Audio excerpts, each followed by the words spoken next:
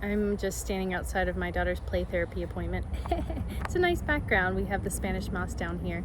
So today I'm going to talk about my process preparing for the first live performance of Matador, which is tomorrow. I've been invited to a conference called Sexual Intimacy Leadership Summit. It's a Christian organization, and different Christian therapists are coming together, people who treat and help betrayed people and betrayers walk through the healing process.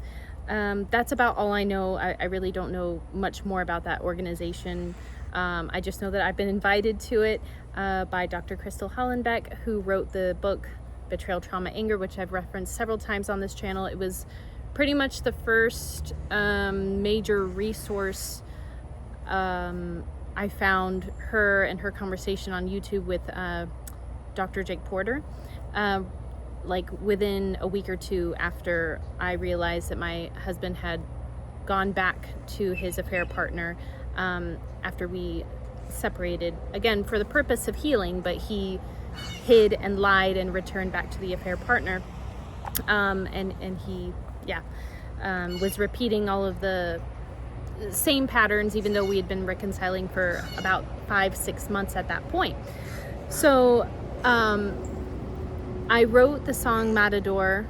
I'm Colin Bull is kind of like the full title in parentheses, just a couple of weeks after that happened. And my, how that song has become more and more true and real and come to life even more since I wrote it. So I have another video about that on this channel, where I talk about, like, it took me 12 years to write this rap.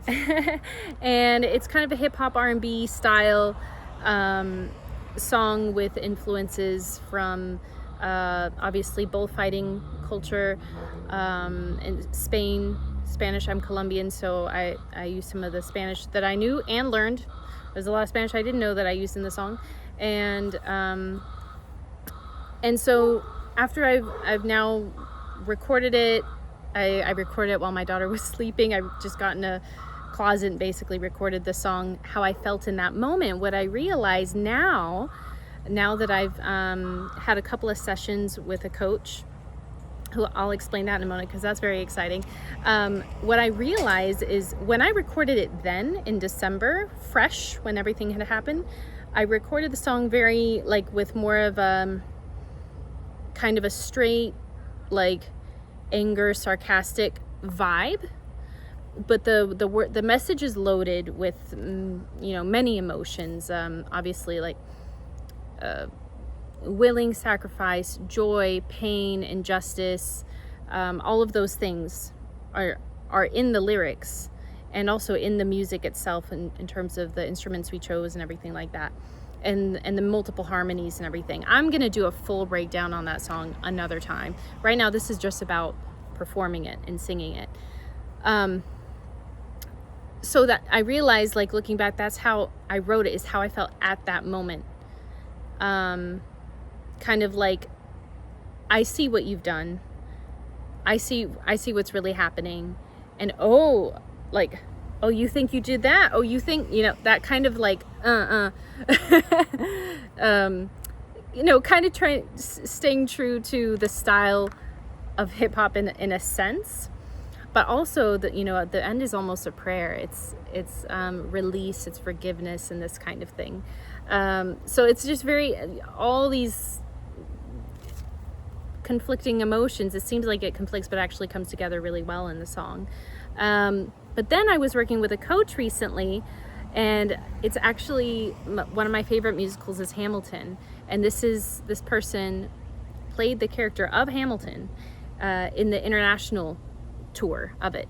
And I actually saw him in Abu Dhabi a couple of years ago with my husband. I was holding my husband's hand. It was like one of the best moments of my life. I'm like crying the first 20 minutes of the show, and I'm like yelling out all the words. I'm singing, my shot. So,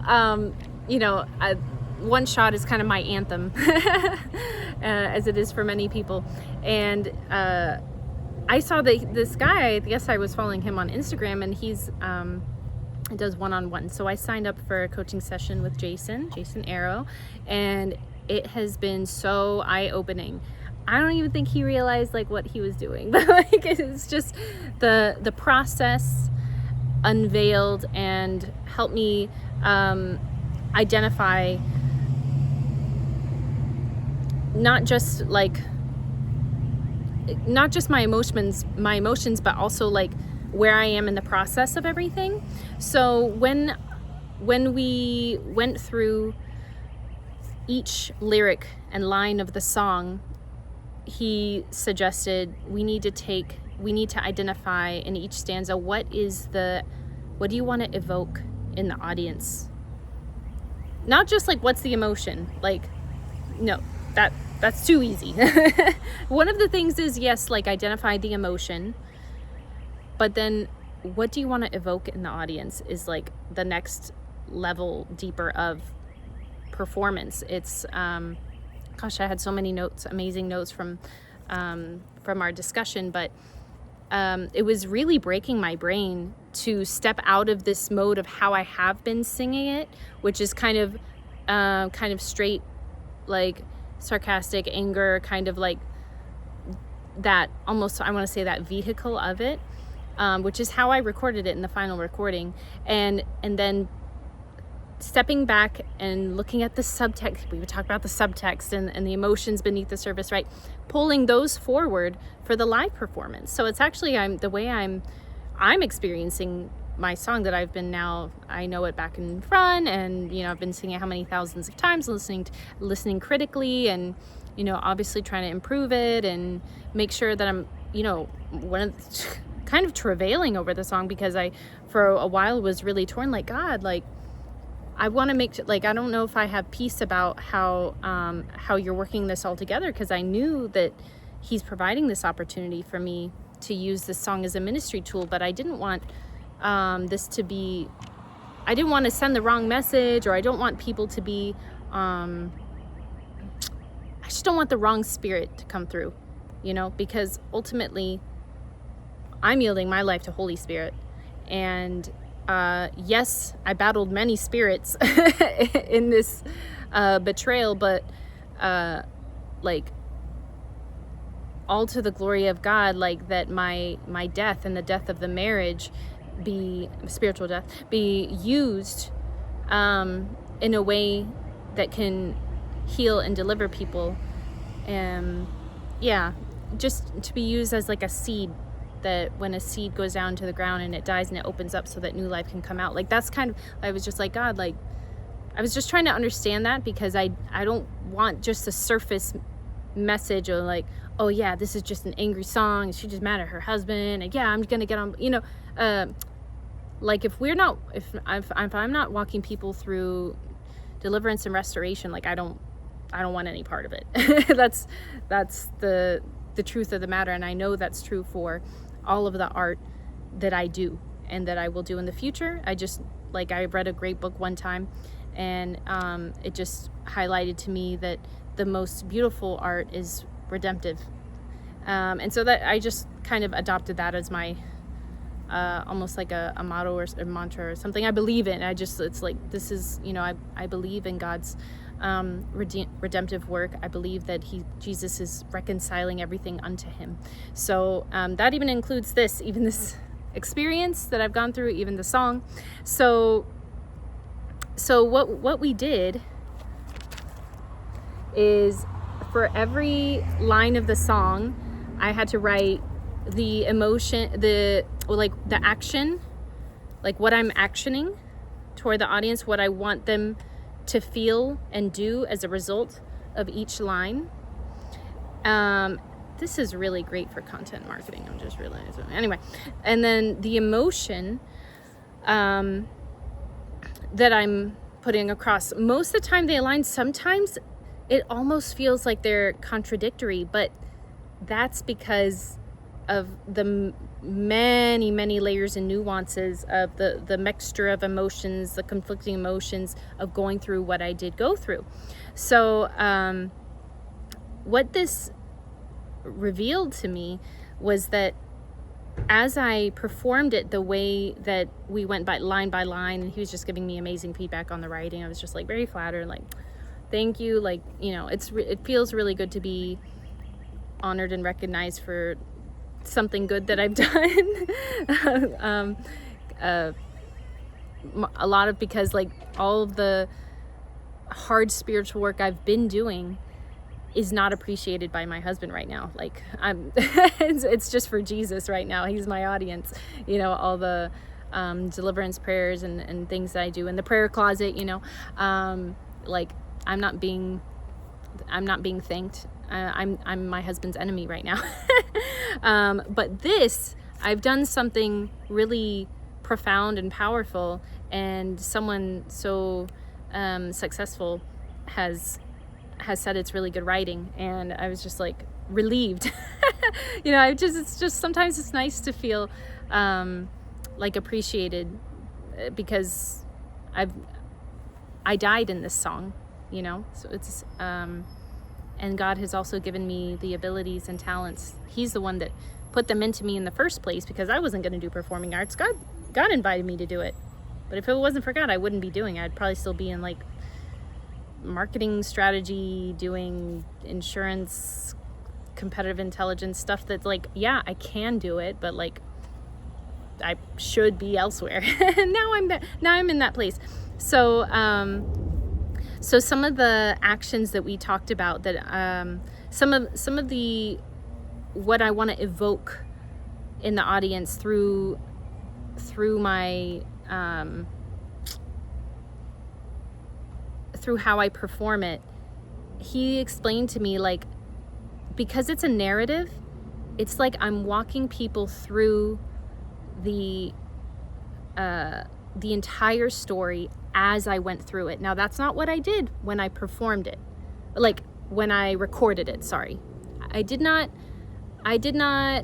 walk people through all the emotions and how I felt as I was being baited and things were switching and facing with the multiple personalities. Like, I wrote about it how I felt after I realized the devastating truth of who my husband was. That's how I wrote it. That's how I recorded it.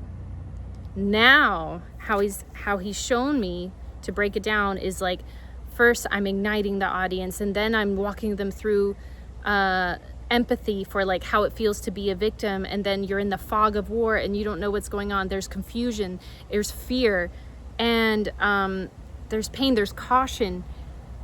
As like after our first session, I tested like this kind of hypothesis, is like this style, this approach of the plane is so far away, and yet it makes such a loud noise. I can't even see it anymore. When I was in my car driving and I was kind of singing along to my recording, I have a karaoke version of it the producer made. When I did it that way, I started grieving. The way I could barely get the rest of the song out. I was reliving all of the trauma. And he was like, that's okay. That's part of the process. That's going to happen, because it's a rehearsal that happens in rehearsals. And I just realized, like, now when I put that type of emotion into it, that's the raw experience of how I felt as I'm being stabbed, as I'm being tricked, as I'm being manipulated, and all of that stuff, like, that is extremely painful. But what I had done the first time is I had those themes were a little bit there, but they're masked by more like the anger and injustice, that kind of style, which I think is probably more appropriate for the recording anyway, because no one wants to sing along to a recording where I'm just crying the whole time. Like, then I did it a second time to practice. That time I cried for 20 minutes. So it's like, it's very heavy. And so then he coached me on, like, okay, tomorrow when you have the performance, like, now you're gonna use those other emotions of the anger in this thing to kind of fight back, so that people can see and feel the tension of the multiple emotions, but the anger is, you're kind of using the anger to mask the other ones now. You're trying to get control, compose yourself, gonna get composure back. And so that you can, when you see someone that they're feeling a certain way, let's say they want to laugh, but they're fighting it with something else, so that, so what that is. You see the duality. And this whole song is so many layers of dualities. There's the duality of willing love, but also protecting myself. There's the duality of his split mind. There's the duality of the me that dies and the me that resurrects. There's many, and that's also reflected in the harmonies, because this song, I don't know how many harmonies I have.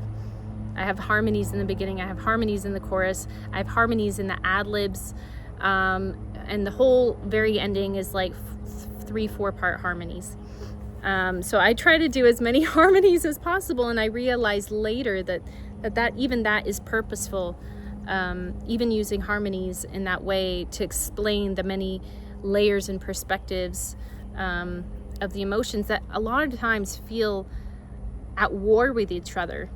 That's just part of this betrayal experience. Is there's a lot of parts of you that are at war within you, parts of him that are at war within him, you against him against his demons against your demons. Like it's a lot of different soul parts and pieces at play.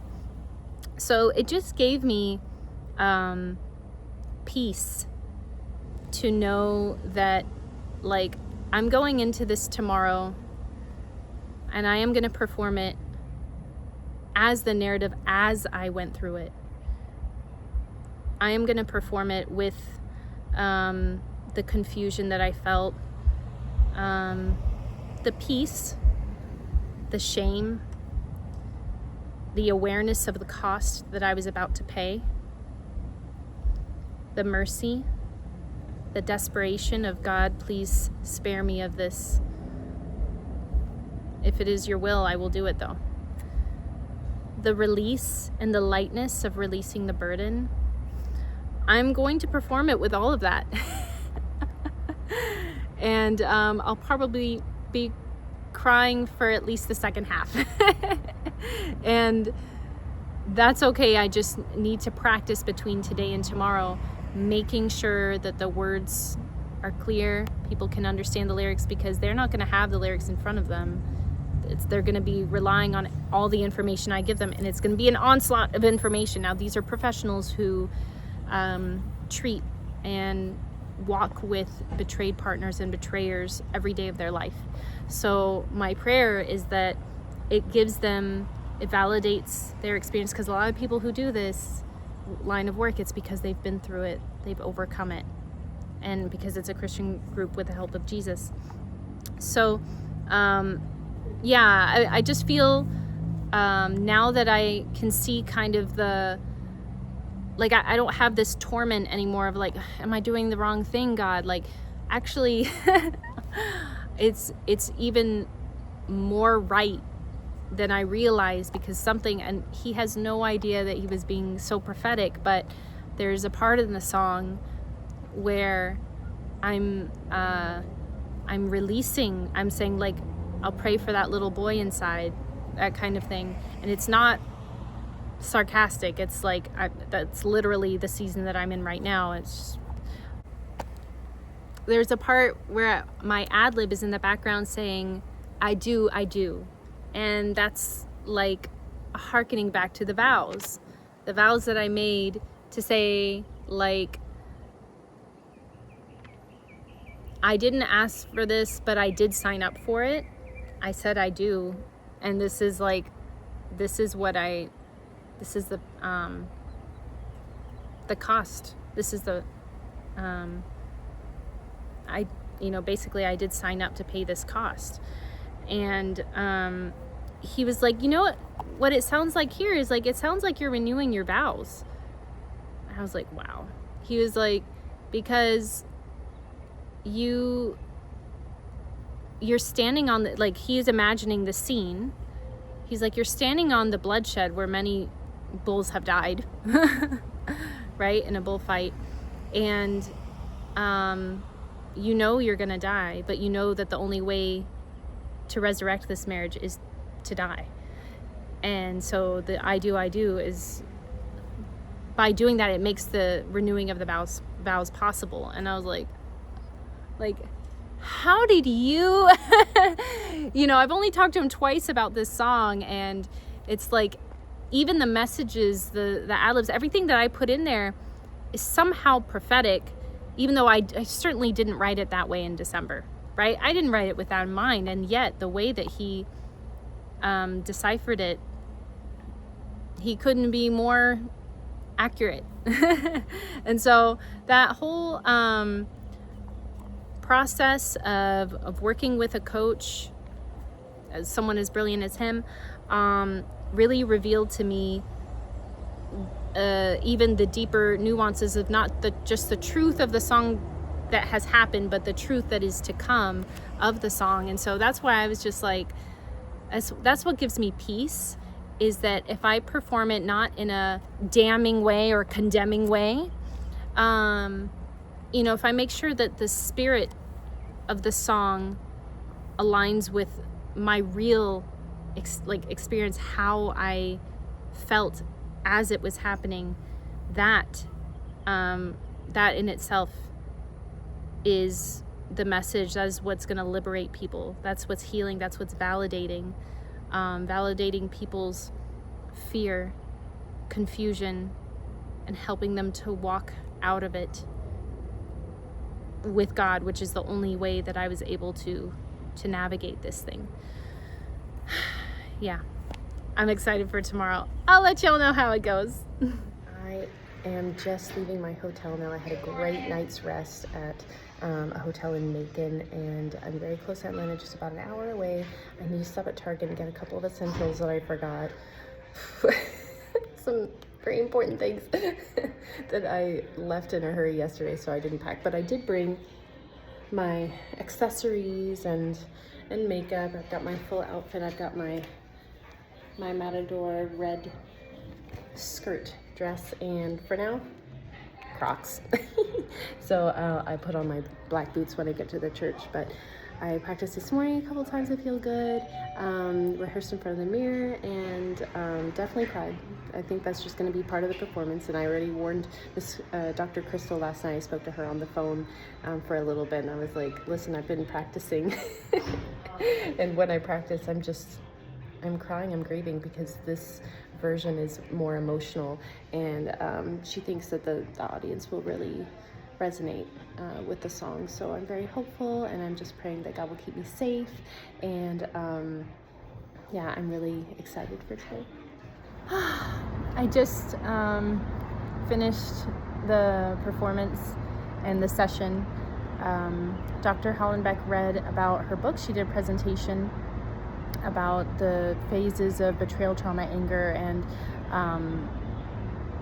explaining what the betrayed partner goes through, and how to help walk that process, because this conference was for ministers and people who work in churches and therapists, Christian therapists, to help educate them on the complexities and nuances, and how to help validate someone when they're basically, in just discovering the betrayal and going through the trauma.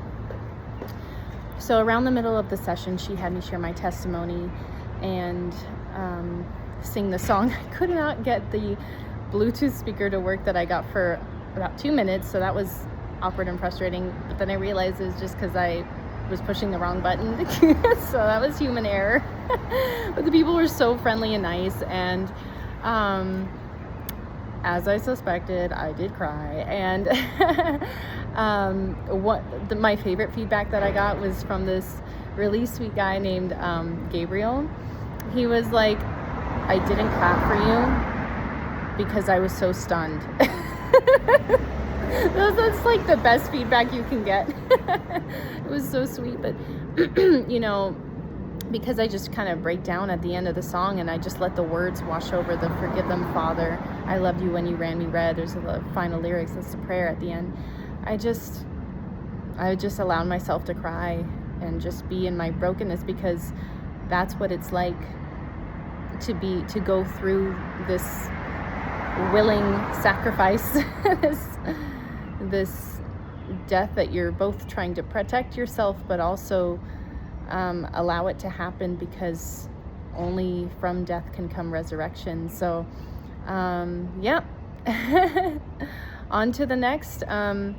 It was suggested to me, why don't you become a betrayal trauma coach? So I'm going to pray about that.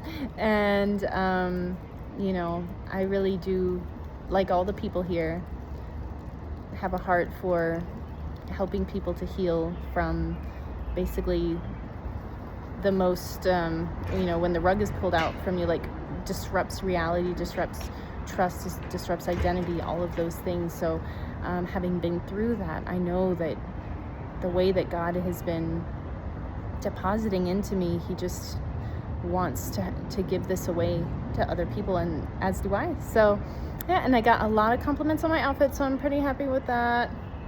See, this skirt represents the cape, and I got my boots because my mom always loves wearing like black heeled boots. So I was like, those are for mom, even though it's not the most comfortable.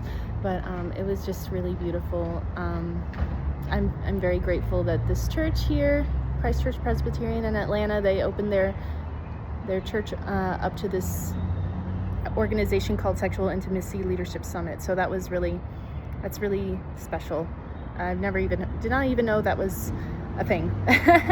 And it's much needed. You know, pastors, ministers, therapists need to be equipped very specifically in the area of sexual betrayal. And that's what they're doing. Praise God.